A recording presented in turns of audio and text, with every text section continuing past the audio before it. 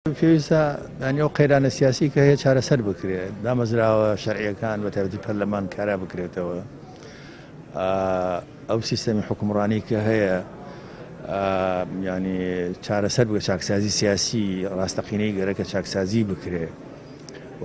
ئەو قەیرانە ئابووری کە ئیسە هەیە و باسەکرێ کە ئاڵەن بەی شێوە چاک ناکرێ ئەوە دەرەنجامی سیاساتی نادروستی ساڵانی ڕابردووە. ینی سیاستی نادروست هەمیشە دەرەنجامی نادروستی ئەبێ ئەو سیاسەتە نادروستە ئەبێ چارەسەر بکرێ پێش هەموو شتە بێ قەیرانە سیاسەکە چارەسەر بکرێ دوایەوە چاکسازی سیاسی ئەنجام بدرێ ئەو کاتە بێگومان کە چاکسازی سیاسی کرا بە تایبەتی دەرگای گەندەڵیەکان داخرا ئەو گەندەڵێ بێ سنوورەی کە هەموو جموگەکانی دەسەڵاتی گرتوێتەوە سنوورێکی بۆ دانرا و چارەسەر کە شەفافیت هەبوو ئەو کاتە بێگومان یعنی چاکسازی دەست پێەکە و کاتە قەیرانە ئابوووریەکەش بەم شێوەی سەنابێت چارەسەرە بێ ئینشاڵڵا. بێگومان لە هەموو وڵاتانە کاتێککە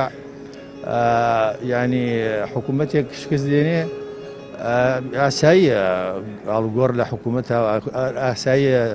هین بکرێ هەڵبژانی پێشوەخت بکرێ ئاسایی هەموو شتێک هەمووانە هەموو خیاراتن کە